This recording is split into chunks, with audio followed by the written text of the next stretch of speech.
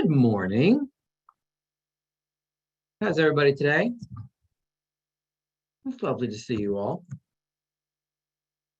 And look, we get to start a whole new book. How exciting. I got some folks in the waiting room. Let me grab them real quick. Okay. All right, so I see many familiar faces from our MREA book club, which is awesome, because I frankly thought that was awesome. So I'm glad that you decided to roll forward with the next book.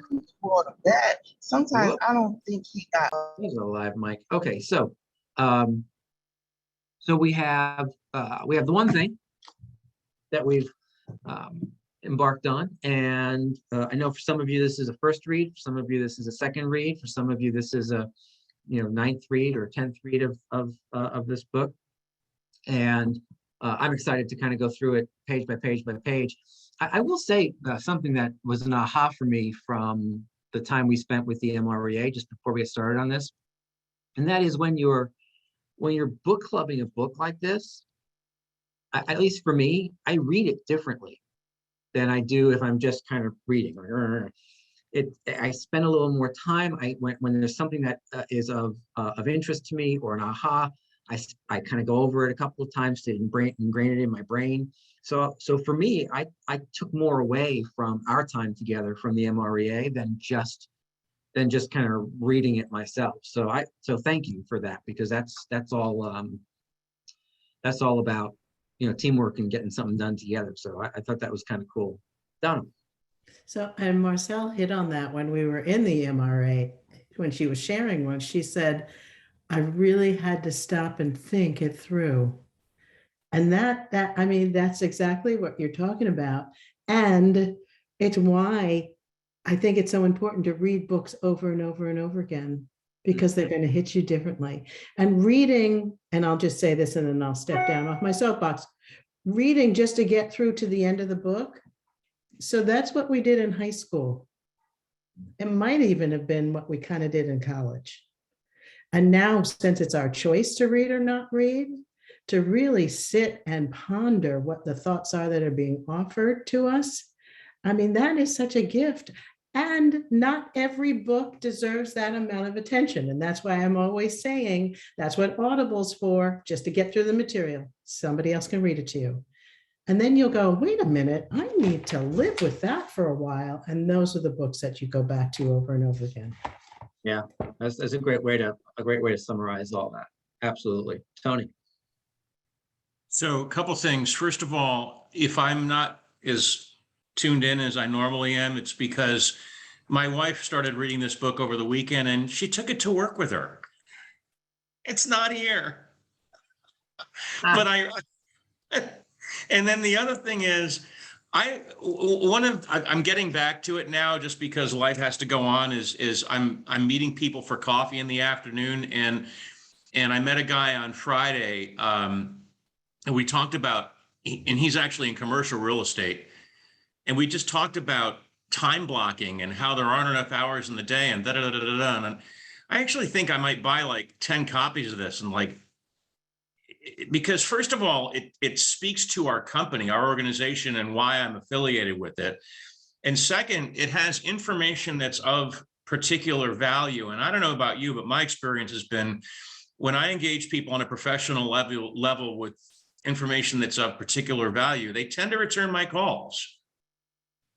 Got it. Yeah, it's called like being part of the value proposition, right? It's called offering value. It's called the law of reciprocity, right? It's called a whole bunch of cool things. I love that idea of, is it too late for end of the year, holiday, New Year's presents for your top 10 in your database?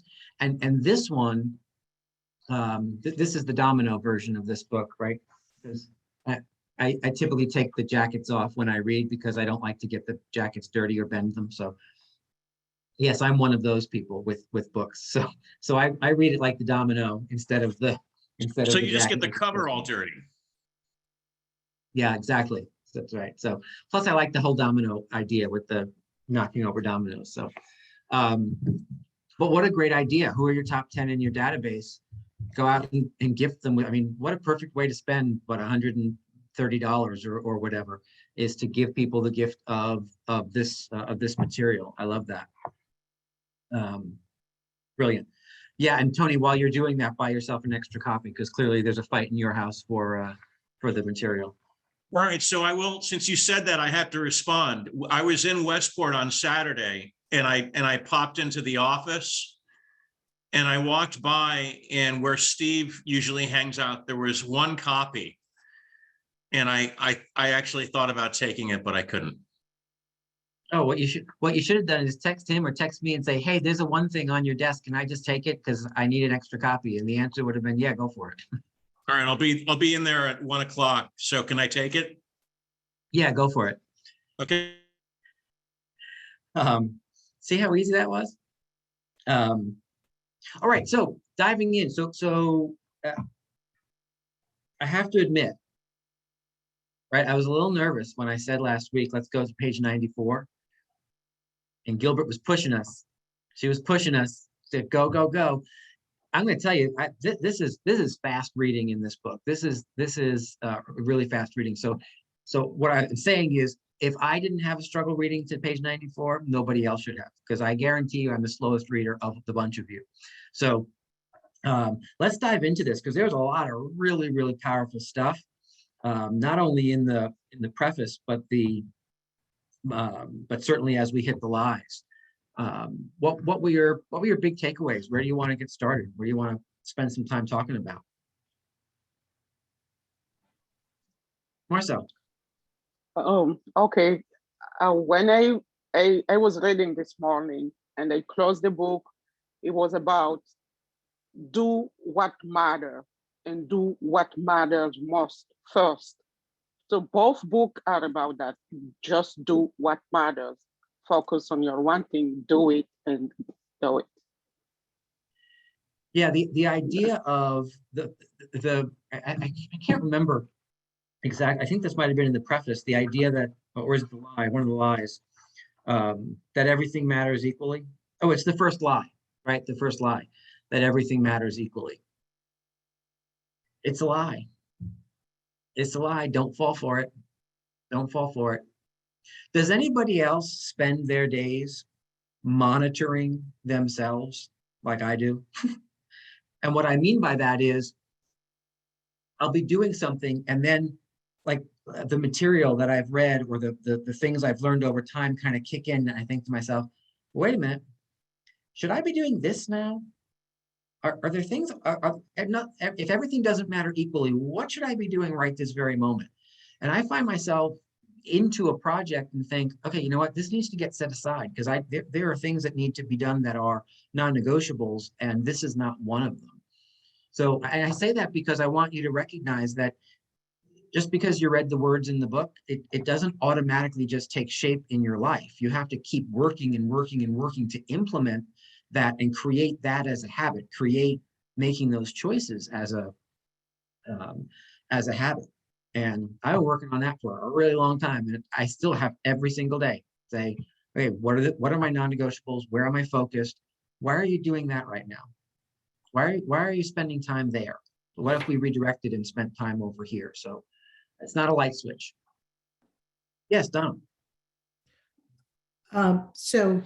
So going further with what you said, and here's the thing, it's not supposed to ever become a light switch. It will become more and more automatic, and yet every day, every task you're doing, the question is always, what should I be doing right now? What is the next right thing? What is the thing that gets me closer to my goal? Because I've decided what it's going to be. And I say yes to some stuff and I say no to the others. I mean, the reason why the domino's on the front and the question is on the back is because the question in the book is, what is it that by doing right now will make everything else either easier or unnecessary?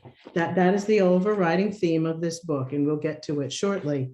And just so you know, Gary Keller actually wrote 3 books. Gary Keller and his friends, they wrote 3 books. They wrote one book actually 3 times. They wrote the MREA, they wrote Shift, and they wrote the one thing.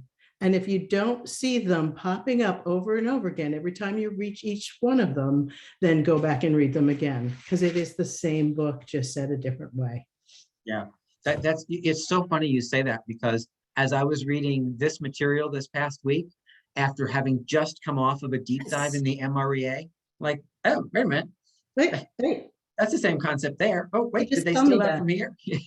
Right, exactly. Yeah. And as you read more and more self-help and improvement books and business books and everything, there really are just a few that are like original thought.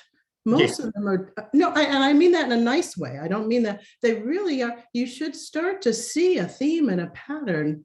And that's another secret for how you can start to get through more and more books, because it's not new information. You're building on what you've already learned. So it's like, yep, I understand. Yep, got that. You don't have to spend the 10 minutes going, what did that mean? Because you've read it 3 times in 3 other books. Right. Yeah, it's a one theme. Marcel, that's what I was, yeah, that's what I was about to, that's what I was saying before. I probably didn't say it the right way, but what I meant was both book was about what matters. Do what matters and do what matters most first. Yeah. Exactly. And to Marcel's point, remember that nowhere in any of these books does it say don't do the other stuff. It doesn't say don't ever do stuff that doesn't matter the most, right? It's about priority. What are you doing now? What are you doing first? Right? We talked about this in the MREA as well. If you're a solo agent, all that other stuff still has to get done. What's the priority? What are you tackling first, such that if the other stuff doesn't get done, business doesn't stop, the world doesn't stop, life doesn't stop. If it does, if they do get done, great. And if they don't, you're still focused on those big rocks, on those main foundational activities. Tony. So I'm asking this question because I've already figured out, well, I shouldn't say already, I've been working on this for a while, but I know what my one thing is. So my question is, I've heard this come up a couple of times. Is this something that came out of BOLD, which is to talk to at least 100 people a week? Is that a BOLD concept, or is that something that just a lot of people have adopted? It is a BOLD standard. Yeah, the BOLD standard is 100 contacts a week. Yes. Okay. Yeah. So let's keep cruising through, because the lie of everything matters equally is where we kind of stumbled upon first, which talked about the 80-20 idea, which talked about the concept of go big to go small. Also, by the way, comes from this book, right? Or at least from what the information that Gary is looking to deliver to us. He actually has been using that concept for a long time, because 20 years ago or 25 years ago, when he wrote Quantum Leap, right? The whole idea of the course Quantum Leap, quantum means itty bitty, but quantum means small. The course title makes it sound like, oh, take this huge leap. No, Quantum Leap is how do I take small itty bitty tiny steps, focused in certain areas of my life, business, to push things forward. It's about going small to go big. And he repeats that concept a number of times in these first 94 pages about how finding the right things to focus on and creating consistency and a discipline around the right things is where it's at. It's not just wake up and do whatever, right? I love on page 41 when he's wrapping things up on the first lie. He says, go small, go extreme, say no, and don't get trapped in the checkoff game. Right? But what a great shirt. I'm going to suggest that's one of the next shirts. Go small, go extreme, say no. Boom, boom, and boom. I think he did that with just doing the domino shirt. Oh, yeah. I'm just saying. But I laugh every time I either read or hear the checkoff trap, because, you know, that to-do list, which also gets talked about a great deal, you know, the to-do list, it has to be long and have to check it off. And then this is the part that makes me laugh. How many of us, when we do something that's not on the list, write it on the list so we can then check it off? I mean, it wasn't important enough to be on the list, but yeah, so really getting that defined focus and deciding what is the most important thing, like lead generation. Oh, let's just go there for a minute. So if I have to choose between lead generation and designing a flyer for an event that's 4 weeks from now, I think lead generation might win that. And having that focus to say, you know, what is the most critical thing that I do now? And Gary also tells us in the MREA, get it done before 11. And you know what's interesting about what Donna just said is oh God, it went in my head and then right out of my head.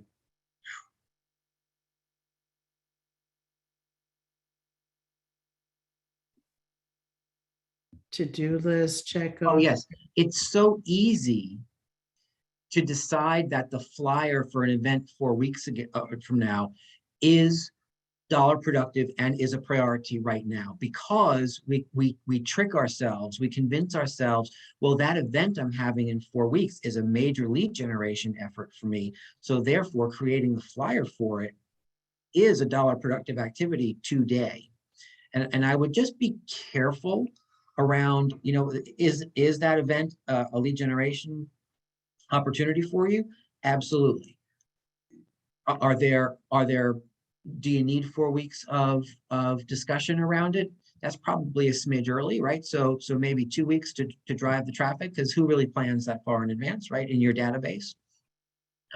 And if you're doing it yourself, the flyer, if you're not leveraging the flyer, so we could talk two sides of that coin, right? Are you having someone do the flyer and spending your precious time finding a new piece of business? Or if you are doing it, as Silva said, do the flyers at 10 o'clock at night, right? You're not talking real estate at 10 o'clock at night. So if you are doing the flyer yourself, well, do that, right? Instead of the latest rerun of Law and Order. Deb. But I think and this may have already been said, but the fabulous thing about being disciplined in your first 3, 4, 5, whatever number of hours in the morning until 11 o'clock frees you up to do all the rest of that BS. The rest of the day can be anything. It truly can be anything, unless you haven't gotten that appointment that you need. And then you need to add a little time into it. That's that. And I think that's what we're seeing right now. That 100 contacts a week is yesterday's standard, because what I don't know about the rest of you, but there's a lot of digging and scratching that's going on to get an appointment these days. Yeah, for sure. Here's the other thing about what you just said, Debbie. Another reason why you want to get it done in those few, so the listing appointment is the one thing for lead generation, get that listing appointment. But the other thing you said about getting it done early in the day, and it's in the book when we're talking about how much decision-making capacity you have available to you in a day. You know, don't use it up on, one of the reasons, I think, he didn't tell me, but I think one of the reasons why Gary always dresses in black is because I don't have to decide what I'm wearing in the morning. Don't which cereal am I gonna, don't fritter away it is a finite amount of time before you just get exhausted. It's like, I can't make another decision. We've all been there. It's your battery life. Yes, it's the battery life. Right, yeah. And make sure that you focus the energy that you have on the important task. And yeah, in the afternoon, do whatever, because you've gotten it done. Yeah. Well, and it's the idea, we've kind of transitioned into the another lie, which is, willpower is always on will call. Boy, oh boy, that's simply not true. It's right. Willpower shows up at certain times of the day for you, and it dissipates. It's a resource that gets used up that you have to then renew. On days that I have nighttime activities. So this Thursday I have the investor seminar, right? here's what I can tell you. I have built into my day an opportunity to step away from the everything and just sit quietly with myself for 35 minutes or so, and then spend the next 25 minutes reviewing my material to prep for having to find that, just sometimes the physical energy, but the mental energy to be on at 7 o'clock at night, right? Because normally, like by that 7 o'clock at night, after a full day of using my physical and mental energy, that's rough for me. Tony. So there was one area that took me aback in a good way, and I'm curious as to what everybody else thought of it, and that is the one person. You know, there's a part where it says that, you know, there's one person that's going to make a difference in your career, and I mean, I've got my opinion on it, but I'm curious as to whatever anybody else thought about that. Tony, can you call your wife and ask her what page that is? Yeah, I'm wondering too. What else was around there? Give me some more. I wish I could tell you what page it was on. It was probably in the 30s. But it obviously spoke to the importance of mentors and things of that nature. And you know, I mean, my whole thing is, I don't think there's one person per se. I mean, and you know, we seek out people that we think can help us, or we're fortunate enough to cross paths with them and we get along and we have a connection. You know, one thing I've done here is I've already, you know, approached a person or two and said, you know, I need help. And there's a few more people here that are probably going to hear from me. But no, I'm sorry. I don't remember what page it was on. I'm sorry. All right, we'll get It was it. there though. Believe you. It's page 19. Oh, thank you, Suzanne. Yeah, no problem. Oh, yes, there it is. One person. Yeah, page 19. Oh, look, I even have it marked. Yeah, it's the idea about, you know, so many different examples of great ideas that without the right person in play with that idea, the idea didn't go anywhere. Right. And not necessarily that it's one person, only one person for your entire career. Yeah. Right. Yeah, because like anything, like all one things, it's one person at a time. It's Right. one activity at a time. It's one focus at a time, not just the one. Yeah. We skipped. Go ahead. Go ahead. No, go ahead. No, please. We skipped over 2 lies, and I just want to make sure that we don't forget about them, because to me the lies are, if we don't understand the lies that this book talks about, the whole second half of the book about the solution to the lies is it kind of falls on deaf ears, right? The focusing question, if you don't understand why the focusing question is so powerful, it's less impactful. So I want to make sure that we really understand what these lies are about, and that we agree that they are lies. And one of them is multitasking, right? That we leapt over. Anybody have any ahas about multitasking? Yes, I do. Silva. This is the only sentence I know from the one thing by heart, that multitasking is the best way to screw up as many things at once as you can. Yeah, right.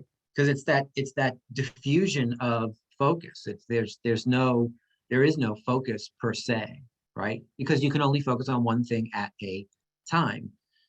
No matter how much you want to believe you might be, you are not a computer. And well, excuse me, even if you want to think you are a computer, computers are a perfect example, as I think Gary mentions in the book, of they do one thing at a time. They don't do multiple things at the same time. They just do things so quickly, one at a time, that it seems like they're doing lots of different things.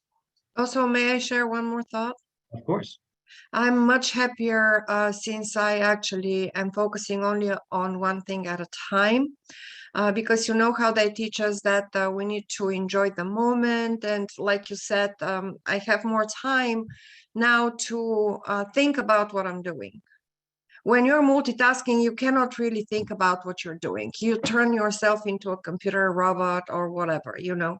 But when you do one thing at a time, you're just more focused and you can take more pleasure of the moment because you actually do only one thing and you do it to perfection, if there is such a thing, of course. But you know, I appreciate this so much. Yeah, and it's I think instead of perfection, perhaps it's the pursuit of mastery in that discipline, right? In that arena. I love that concept, Silva. Anna. Yes, like for me it was the largest, hugest aha probably in my life, because I am a Gemini, as Silva. We are Gemini and Tigers. We were born in the same year, same month, same day, and I mean, maybe she also kind of like understand that Geminis, we always have tons of people surrounded us. And it was always a joke with my friends in school, even in college, that I always had like 3-4 phones and I can talk with everybody at the same time. But it's not good. And I thought it is good, but it's not actually. And same, like I could do my homework in addition, you know, and do a lot of stuff. And, you know, this time, Rick, when I'm doing Ignite, it's the first time that I just completely focus it on one thing, on you, what you're talking, and I'm doing notes and everything. Like I start to do only one thing. It's really, really helped me just to calm my mindset and calm me in general and be a better in everything. I love that. It's awesome. That's awesome. Yeah, frankly, I think you get more enjoyment out of the things you're focused on because you are focused on them instead of, you know, doing something over here while something's going on over here. You get to enjoy what you're doing because you're focused entirely on it. Donald. Yeah, when I first read this book, the multitasking conversation really hit home with me. And here's where he sold me, because I didn't believe it, because of course I can do 1,000 things because you had been. I don't know if definitely better now. But when he explained to me this amount of time you have to actually take in your mind to switch from what you were doing to what you were doing over here, and then back here, I was like, oh my God, that is absolutely true. If I just focused on one thing straight through and then dealt with the next thing after, you would be so much more efficient. And that was the part of the multitasking that really was a major aha for me. Yeah, Donna's on 48 with that, right? There's a graph on 48 that shows if you're focused on one thing, your start to finish time is 1.5 inches. If you're task switching, your start to finish time is 5 inches long. I mean, just based on the page, right? But the whole idea is it takes so much longer to actually get to the end of something because you're so distracted by the whole task switching thing, right? Bottom of 48 says task switching exacts a cost few realize they're even paying. That adds to that energy drain we were talking about before. Yeah. It's tiring to switch back and forth. 100%. Kate.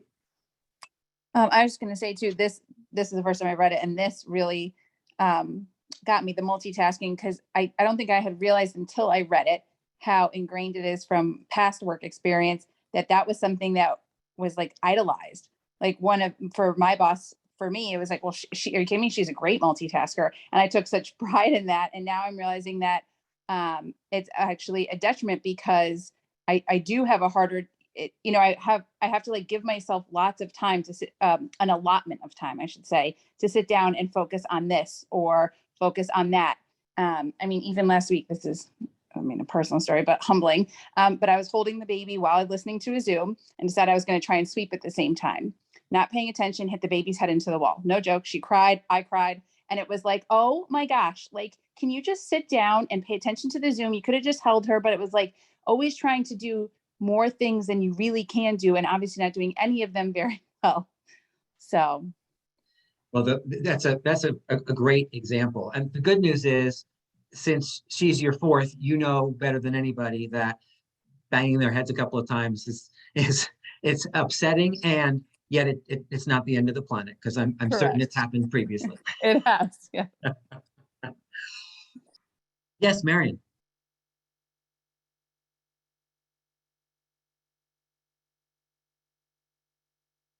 You are muted, Marion. How would you compare this to block timing? So that you focus on one thing and then for a certain amount of time and then to the next. Is this another way of talking about the same thing? Yeah, go ahead, Barbara. Do you have an answer for that?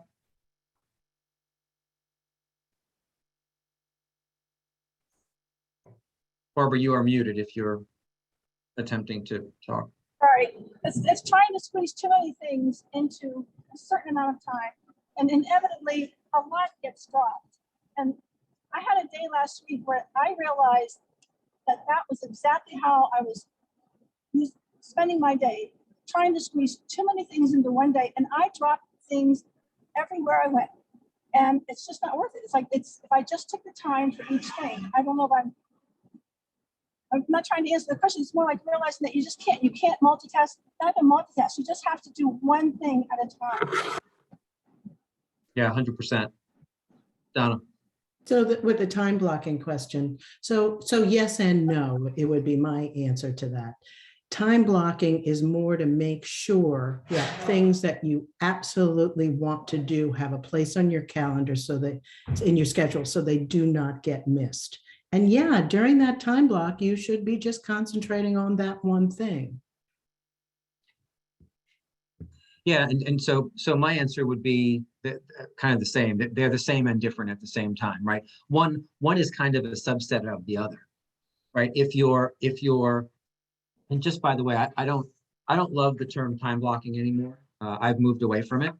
I have moved to schedule management, right? Because to me, what I have found in coaching real estate agents and business professionals is that when you tell people to be blocked in their time, it feels like a straitjacket, and they push back against it. They resist that. The whole reason I'm doing my own thing is because I'm doing my own thing. If we talk about it from a schedule management perspective, they feel a little bit more in control of that. I'm going to manage my schedule. And as long as you're managing your schedule by setting aside chunks of time to get things done and then fully focusing while you're in there, that's awesome. So again, sometimes it's just semantics, but I think that the multitasking foundation is what schedule management gets built on, right? The idea that when we are far more efficient when we focus on X, when your MCAs are compiling and processing our end of the month transmittal. By the way, our end of the month transmittal has everything to do with how everyone gets paid profit share, right? Because all of those calculations have to be proper, correct, and sent in a timely fashion so that KWRI can then calculate profit share and pay all that in a timely fashion every single month. So it is a science. That's why they put signs on their door that say currently transmitting, right? And the underlying message there is, I love you, please leave me alone, right, for this period of time, because distractions just cause mistakes. So they are blocking and on top of a foundation of that intense focus. I think, and I don't know how you feel about this, yes, that it's also maybe some feedback, some information where you can see what's taking up your time and how to optimize it better. Because it's not just focusing, but prioritizing and isolating, and you can see also, maybe I'm thinking, get better ideas of how to manage the schedule and time. Yeah, Donna. So my calendar is time blocked, and it will be, because I live in my own head. And I know that if left up to me to manage my time, I may not always make the right choices all the time. I know that. I have realized that about myself. So I was a much better high school. I was a good student, both places, but I was a much better high school student than college student, because in high school, I had a time block schedule. When the bell rang, I went to a specific class. It wasn't my choice to manage. So I think you have to really know who you are and know your weaknesses, because my willpower is not on will call all the time. I know that. I face that fact. Yeah, it is my personal opinion. People oftentimes say that children crave structure. I actually think that humans crave structure. I think that children or child or adult, when that structure is in place, our brains are more predetermined to do the things that we tell it to do, without having to get lost in the what am I doing next, right? The creativity side of that sucks us out of the efficiency and effectiveness of what we're doing. Well, I think I heard it on one of the Zooms where they said, just because you're busy doesn't mean you're being productive. And you know how many times I guess you hear, I don't know where the day went. I don't know where the week went. Yeah. And I guess this is far from ever getting to that point. You know, and it also, we've kind of stumbled upon one of the last two lies that we should address too, and that is a disciplined life is a lie. Anybody have any ahas around that, around the concept of discipline and what its role actually is? And I'm going to kind of piggyback on this whole concept of time management versus time block. It's all about mindset, and it's all about kind of the game you play with yourself about how you're doing whatever it is you're doing, how you're managing your time, or how you're blocking your time. That concept of discipline for a short period of time to free you for whatever else you have the rest of the time. And so whether you call it time block, which I'm in Donna's camp on that one, I think it makes more sense in my head. Time block until 11 o'clock or 12 o'clock, and then hell in a handbasket. Whatever the heck you want to do your brochures, do your whatever, social media, knock yourself out. And the concept, you may have also said this, if you erase that first part of the day, you have to replace that first part of the day. That's the priority. That's what I think people miss. That's the essential. And then everything else. Well, I think the other piece of that, has anyone noticed how I'm glowing? See my halo? Isn't that brilliant? I'm going to sit in this room more often. Where are you? Far more accurate description or depiction of how I at least vision myself. So the idea of, now distraction is a killer, because now I have no idea what I was going to say. Remember that, to Debbie's point, if you choose discipline, right? Because what Gary says is don't be a disciplined person. He says, be a person of powerful habits, and then use selected discipline to develop those habits, right? And so if what Debbie's talking about is develop habits of a morning routine, a business morning routine, and then use selected discipline to develop those habits, here's what's fascinating.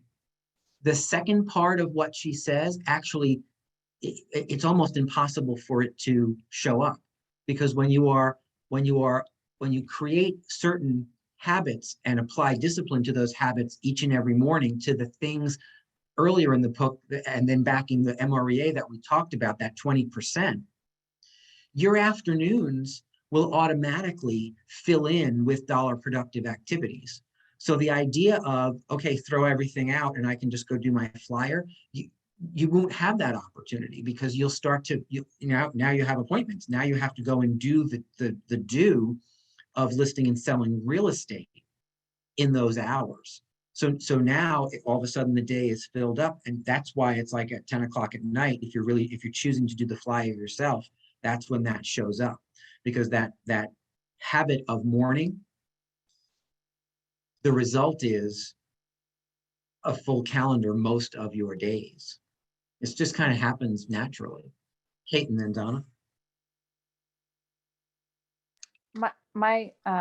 The part that jumped out at me from that part was talking about how trying not to take on too many things to learn at one time.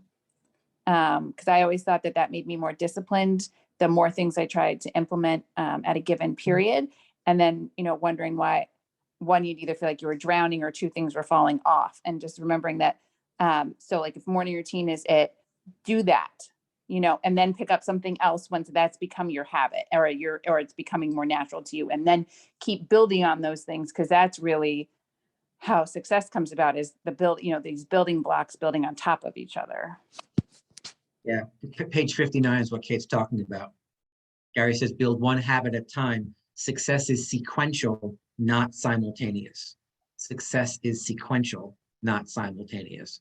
Right? For those like type A high achiever personalities out there, that can sometimes be a stumbling block. It's like, okay, because I want it all, and I want it all right now, and I want it done yesterday. Success is sequential. You've got to build and then build and then build, one step in front of the other, build on top of each other. Yes, Donna. And going back again to what Debbie was saying, having the afternoon all of a sudden free, and I knew she was, being overly, joyous about that afternoon. But if you're doing the morning right, Rick is absolutely right. The things that show up and fill in your afternoon not only show up, but you realize how they are more important to all those other things you thought you were going to be doing in the afternoon.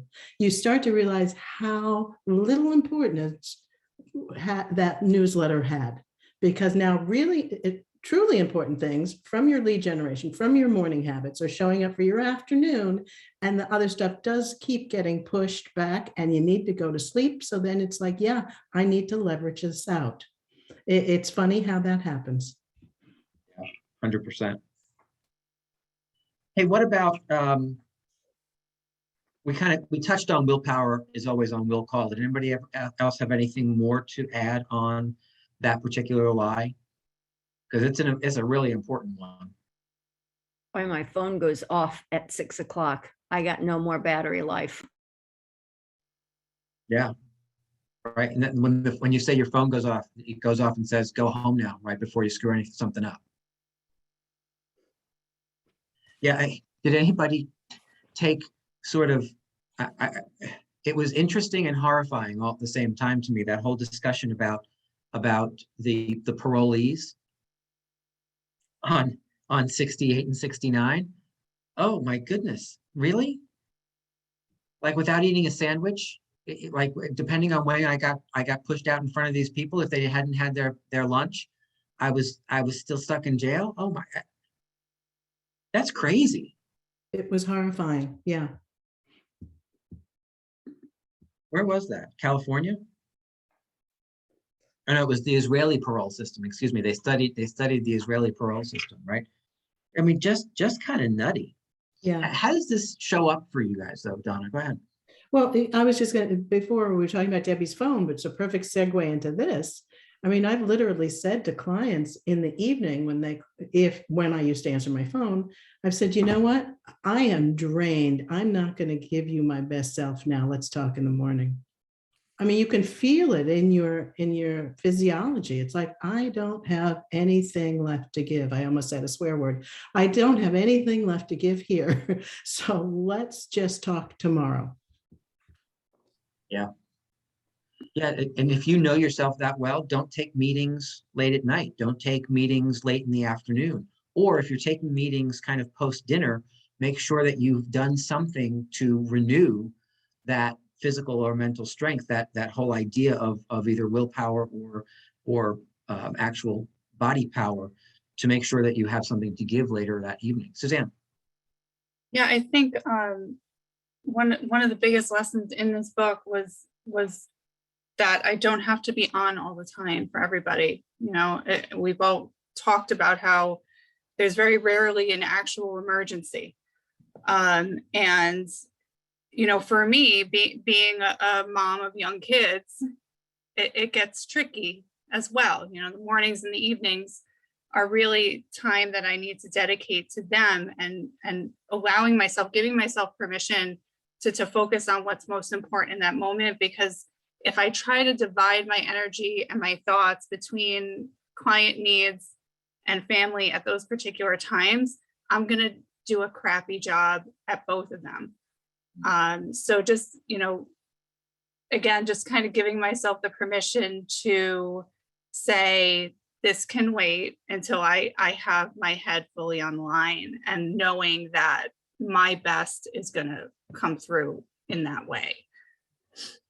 Yeah, so true. So true. And you know what I have found, to Suzanne's point, is, at least for me, I love spending time outside of work, and I love what I do. I love both of those things. However, when one of them starts to impede the other, I don't like that. And I begin to get resentful of it, right? And just in full transparency, I truly mean both ways. If I'm in the middle of something, and like I'm doing this with you guys, and my phone is going off, and it's you know, one of my kids asking some dumb question that doesn't need to be asked right now, right? That is irritating to me. Just like if I'm with my family, and it's, you know, it's whatever, I'm on vacation, right? I used to always be in the mind of, I don't have to give away all of my tasks when I'm on vacation, because I can certainly do some of them. I can just open my phone and sign some papers or whatnot. And what I learned was, then I'm resenting that. I want to be present with what I'm doing. And I love each side of my life way too much to put myself in a position to be resentful of it, right? There were a couple of, Well, I one thought of the there was ways another. one of the ways they describe that is, when you're at work, you're thinking about being at home, and when you're at home, you're thinking about being at work. And that, and that time blocking in the morning was a freeing concept. Yeah, I would walk home. I remembered that feeling of, I did my work, I can go home now. Yeah. And you know, to Debbie's point, that only happens when we actually give ourselves the permission to have business hours, to have hours of operation, right? It is a lie that real estate is a 24/7, 365 experience. That is a choice you make. And if you decide that that's how you're going to run your business, I'm not sure why you'd choose that. And yet, if you chose that, right? So if you made the choice, you don't get to complain about it. It is a choice. And So come back to, you always modeling behavior. I like to turn off my phone after Ignite right away. So 6 p.m. I'm turning off my phone, and I'm telling my clients or people or my relatives that I'm not thinking, well, like after 6 p.m. I need to relax, I need to refresh, and then I will give you my best tomorrow morning at 5 a.m. whatever. I'm here if you need me. And it just stuck to their, you know, schedule that they need to follow my rules as well. And that's actually, my mom was criminal attorney, and she was always like, in her career for 25 years, she was like, sometimes people call her during the night that somebody in the jail, whatever. And she was trying to help everybody. But at the end of her career, when she was on the top of the top, she started to turn off her phone after 5, 6 p.m. Even I couldn't reach her. But now I start to understand why she did that, because it's not such emergency, like you said, Rick, in anywhere. yeah, so true, so true. And you know, it kind of circles us back to an abundance versus scarcity mindset, right? When you think with abundance, you know that the things that happen after the time you choose will be there in the morning for you. When you think with scarcity or from scarcity, you panic that the things that you might miss after that period of time may cost you money, may cost you a client, may cost you a transaction, may cost you. It's all about what you might lose instead of really thinking about what you might gain by having those in place. The bold law that comes to mind in this discussion is you teach people how to treat you, right? It's just a matter of you need to take responsibility for setting expectations with the people around you. Right. The other one that's not a bold law, but I use all the time in my life, especially in my household, you get what you tolerate. Right? You get what you tolerate. And so if you tolerate being called at 9:30 or 10 o'clock every night because of a mindset that tells you that's important, well, you don't get to complain about it. Right? You made your bed, now lie in it. So Jackie kind of transitioned us in the chat to the Counterbalancing Act, right? The idea of that last lie, that a balanced life is a lie. Any thoughts and ideas around what you got from that?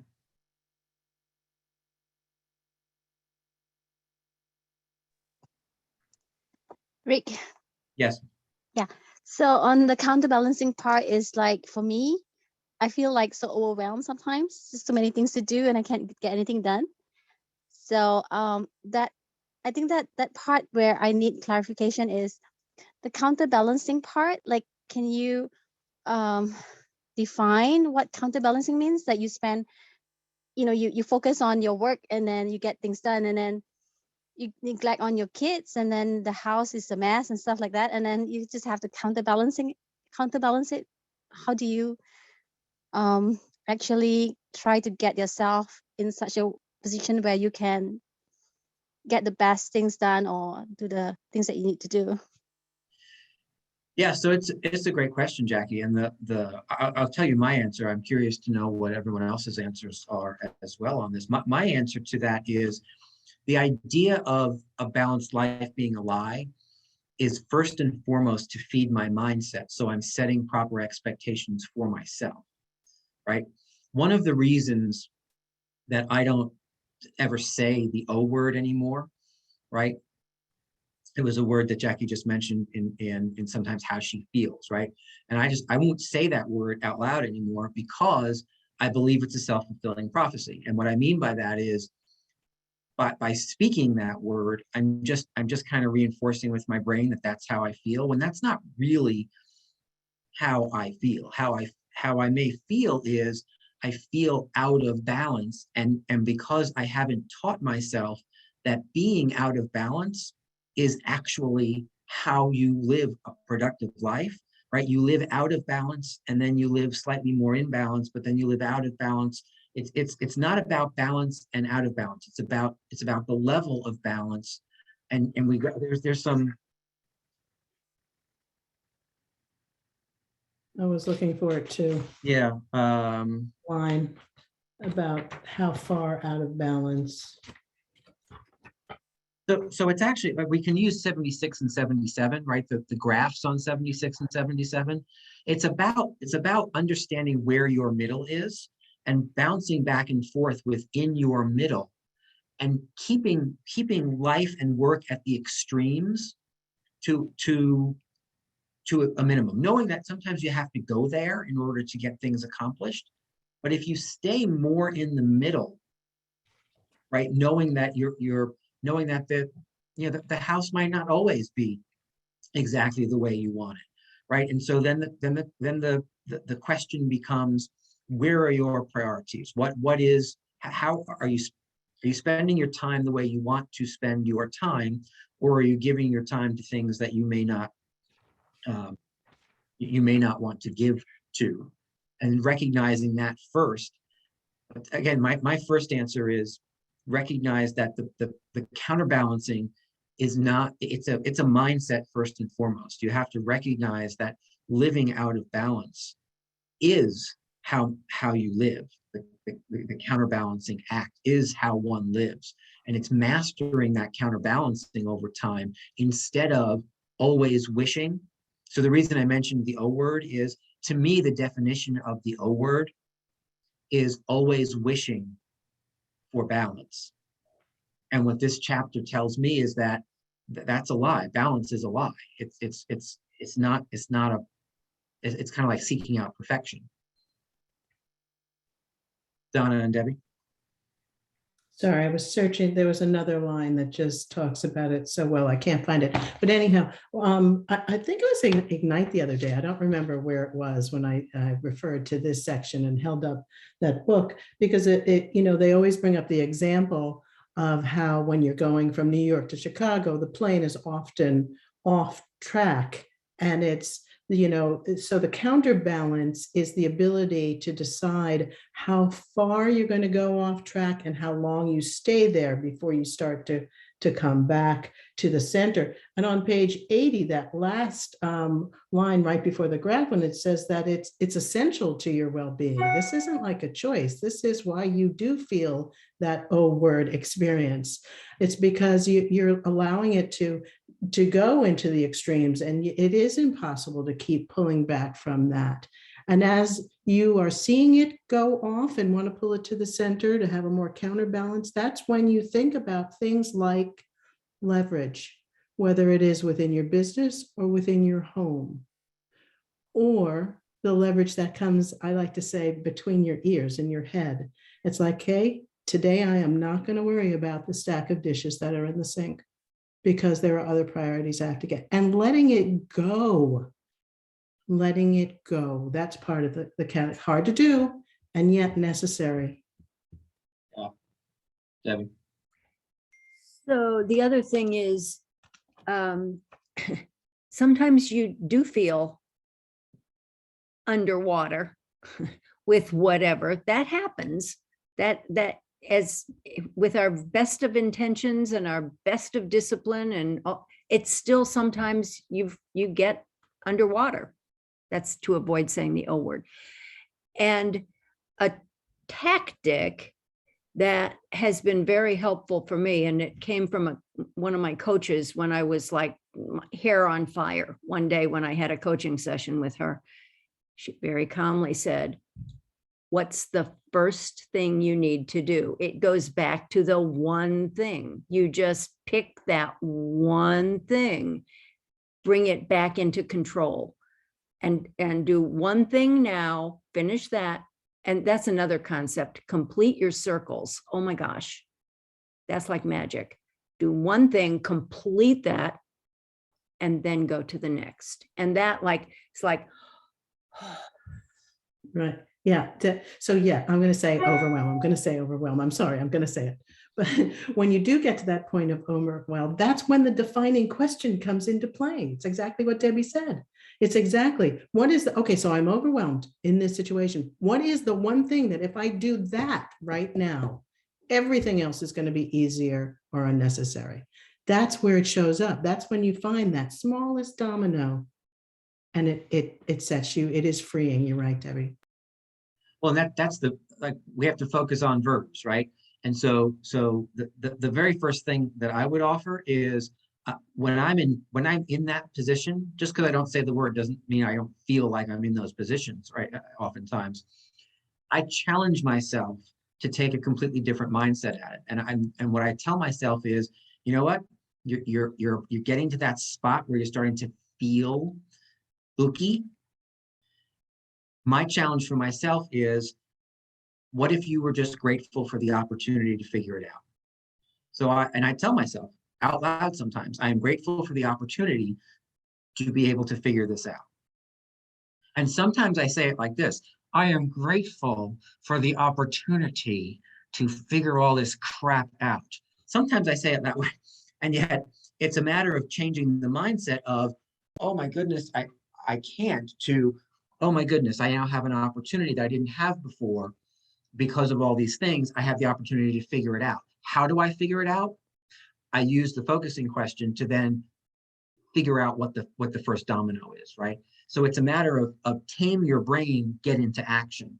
Tame your brain, get into action. Because if we don't tame our brains first, we oftentimes don't get into action. We fall into that spiral of emotion and feeling how it all feels, right? And that is a crazy trap. I loved on page 81, it says whether or not to go out of balance isn't really the question. The question is, do you go short or long? In your personal life, go short and avoid long periods where you're out of balance. Going short lets you stay connected to all the things and people that matter most and move them along together. In your professional life, go long and make peace with the idea that the pursuit of extraordinary results may require you to be out of balance professionally for long periods of time. Right? I think that paragraph on 81 kind of sums up that question. Thank you, Rick and You're Donna quite- and Debbie. Yeah, it's our pleasure. So it is 12:01. I can't believe it's that was crazy fast. If I could just take a second to read these last three lines that I think sum up the first part of this book so well, and it's on page 29. And on 29 at the bottom, he says, life is too short to chase unicorns, and it's too precious to rely on a rabbit's foot. The real solutions we seek are almost always hiding in plain sight.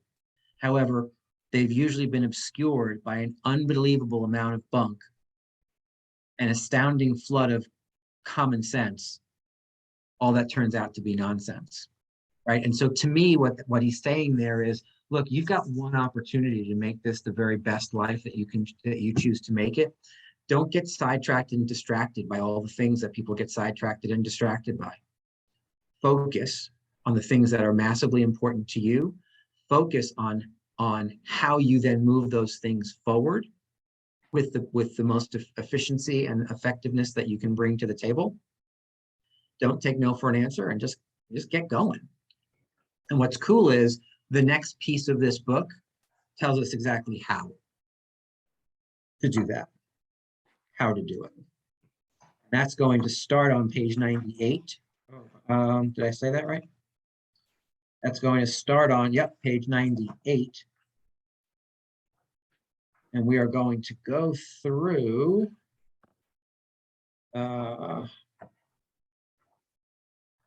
you would have thought I would have planned this out before we got on this call, but I didn't do that, so I apologize.